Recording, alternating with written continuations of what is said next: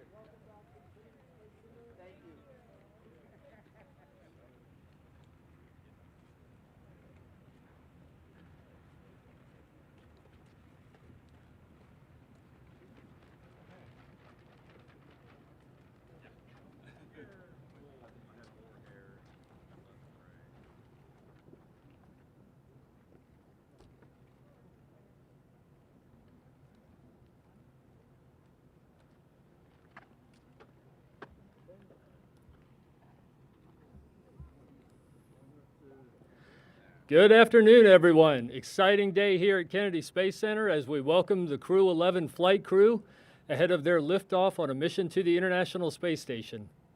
I am Steve Seisloff with NASA's Office of Communication, and with us, having just arrived from Houston, we have NASA astronauts Commander Zena Cardman, pilot Mike Fincke, JAXA astronaut Kimiya Yui, and Roscosmos cosmonaut Oleg Platonov. We're going to hear from the crew in just a minute, and also take a few media questions from the group here gathered at the runway. Liftoff of the Crew-11 mission is slated for Thursday, July 31st at 12:09 p.m. Eastern Time. You'll be able to watch that on NASA Plus and on NASA's streaming channels. And with that, I will hand it over to Zena. Good afternoon, everyone. We are absolutely joyed to be here at Kennedy Space Center. It's wonderful to see everyone who's here in person, and thank you so much to those tuning in remotely. It's my privilege to be here with a wonderful crew. Mike, Kimiya, Oleg have been fantastic teammates this entire time. We've been training together for over a year now, and we are ready to fly. Kennedy Space Center, landing here at the shuttle landing facility, for me personally as a first-time flyer, this is the first moment when it's really starting to feel real. This is the beginning of a week when things will feel progressively more and more real as we approach our launch, currently slated for the 31st. This is also a place of incredible history, and I'm so honored to be here with a crew taking part in this long history of human spaceflight. I am a first-time flyer, but we have the privilege of flying with people who have flown before and seen the International Space Station growing from its very beginning. It will be our honor to join Expedition 73 on board the International Space Station and to be there for the 25th anniversary of the ISS. It's so special to take part in something as grand as this human spaceflight endeavor that takes so many people, many of whom have flown here with us today, many of whom are at home in Houston or in our other homes around the world, from Japan, from Russia, and all of our training centers across the globe, including Cologne and in Hawthorne, California. Thank you so much to those of you who are here, and I want to leave it to my crewmates to say a few more words. We look forward to taking your questions. Thank you so much.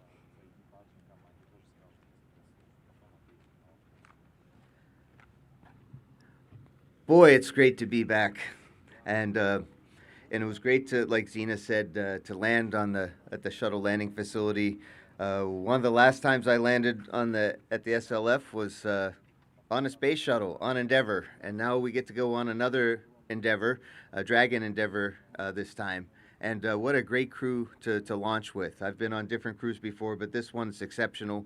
Zena, you wouldn't know that she's a first-time flyer. She brings in so much experience and compassion as a commander. Kimiya-san Yui from Japan, fellow experienced guy. Really, he always has something wise to say. And Oleg Platonov, his sense of humor is even funnier than mine, so I got to take some notes. He's a great guy to fly with. So this is a great crew. We're looking forward to launching soon.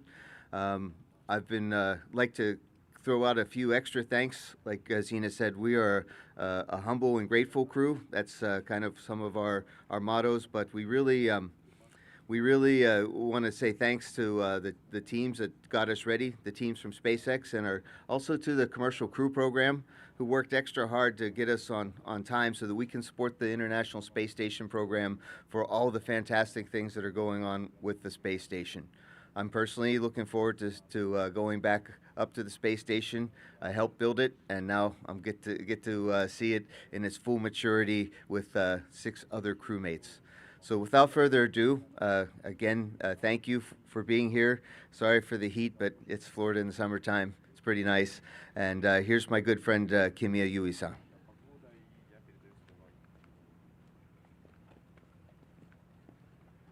Thank you for coming. I'm Kimiya Yui. I'm so grateful to be here as a part of this great team, Crew-11.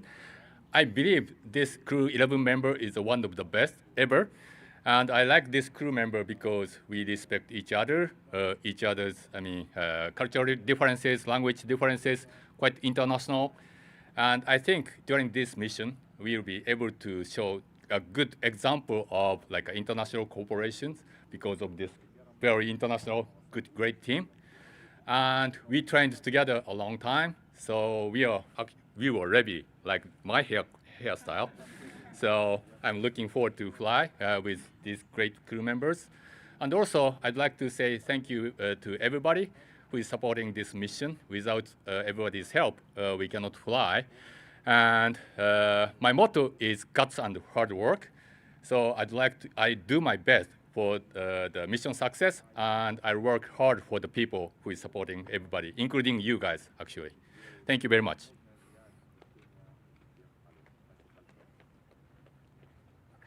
Hello everybody, my name is Oleg Platonov and I am mission specialist 2 for our Crew-11, and this is my honor to be here in the so unique and historical place, and I'm very glad to be here, and I'd like to say thank you very much to NASA, to SpaceX and for Roscosmos for this unique opportunity, and I have very super great crew, and I believe and I hope as soon as possible and on time we will be in space.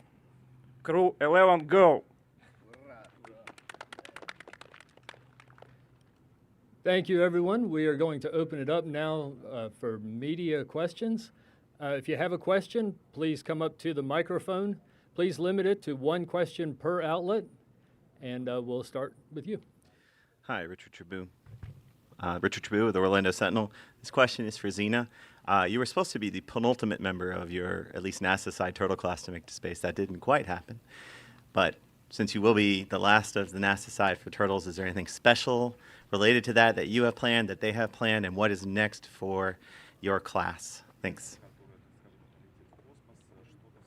Hey, thanks for the question. Yes, of course, in spaceflight, the journey is often nonlinear. It's just a privilege to be here with this crew especially. I have the privilege of overlapping with one of my classmates, Johnny Kim, who's currently on board as a member of Expedition 73. I also have the privilege of flying with Kimiya Yui, whose patch has a turtle on it, and so that makes him an honorary turtle in my heart. And of course, I'm just the last of the US members of my turtle class. We have Canadian classmates as well, who I hope to see in orbit soon. It's such a journey, and I think, although of course for Crew 9 I had many hopes, the only thing that mattered was getting the crew home safely, and I think we all did our part together to make that happen. Hi, Will Robinson-Smith with Spaceflight Now. Good to see you all again. Question for Mike, if I may. Since you've been, foundational in the commercial crew program since the get-go in 2014, I wonder now, that you're getting to fly as part of Crew-11, if you can kind of step back and look at, these past 11 crew rotation missions, the work that's been done both on the SpaceX side and the Boeing side that you've been involved in so thoroughly, and just kind of your sense of where we are right now and where we're going. Thanks.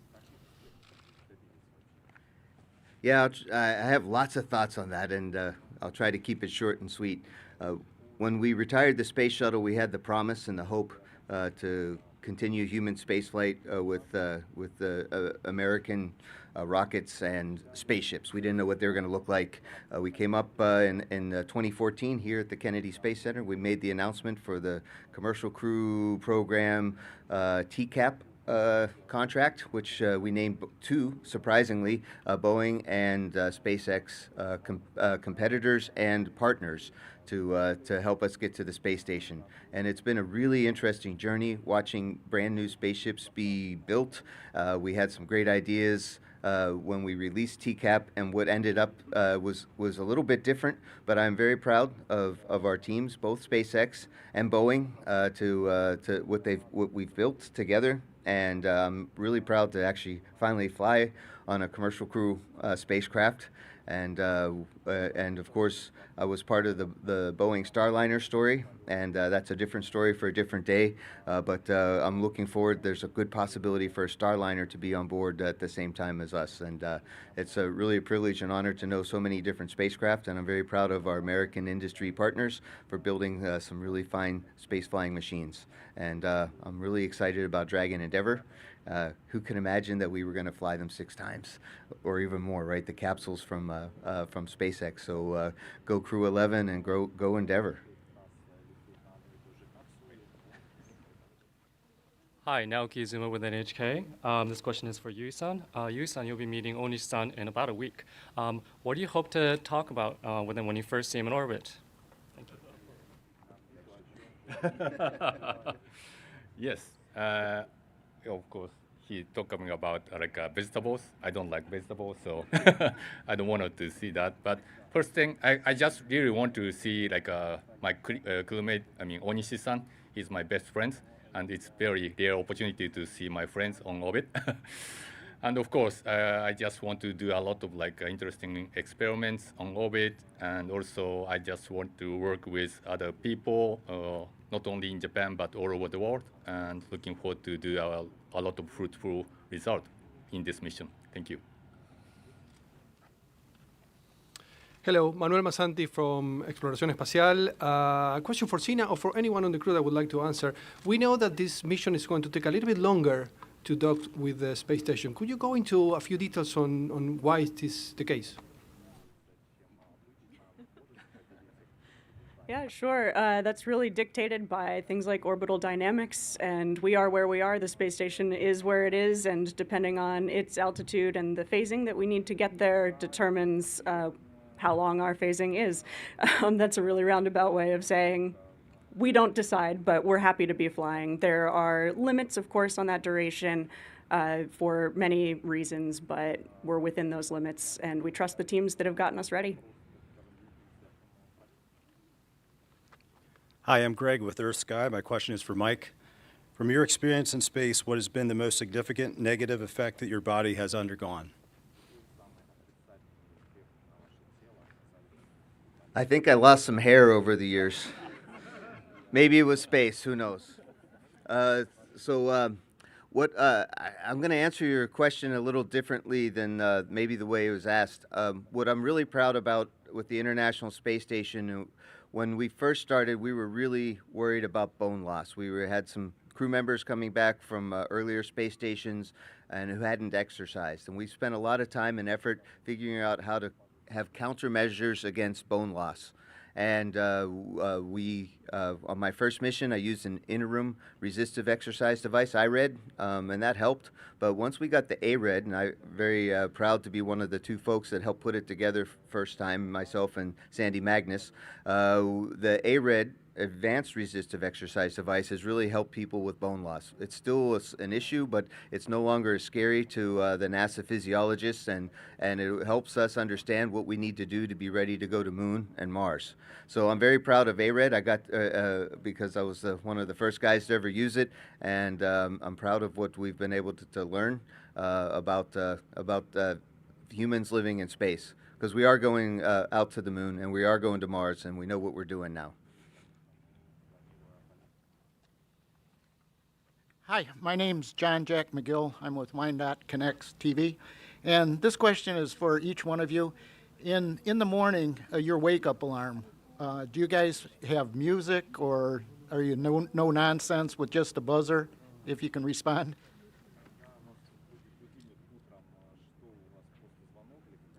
I'm a no-nonsense kind of person, otherwise I might not ever get out of bed. I'm the kind of person who likes to hit snooze, unfortunately.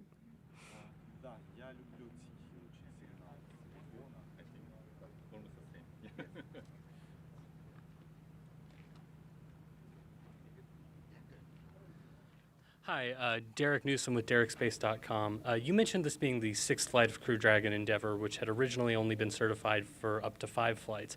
Could you detail some of the changes that had to be made between its last flight and now to increase that certification and potentially look for future missions? Yeah, really not a lot of changes specifically, other than making sure that each individual component is ready to go. Of course, the Dragon capsules get refurbished after every single flight, and so this one, because it's pushing the limits, it's the leader as far as experience for capsules. We're just being extra careful to make sure that we certify the entire vehicle, every detail from the inside out, which is really amazing. It takes a huge team of people to do this. They've been working nonstop for many months now, so with deep gratitude to that team for making sure that we'll be safe to fly.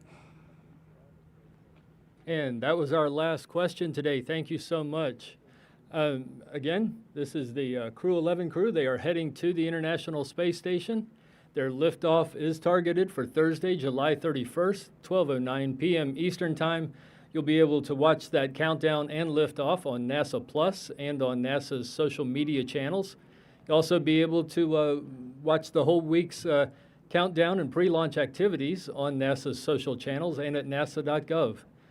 Thank you, everyone. Have a good afternoon, and go Crew-11.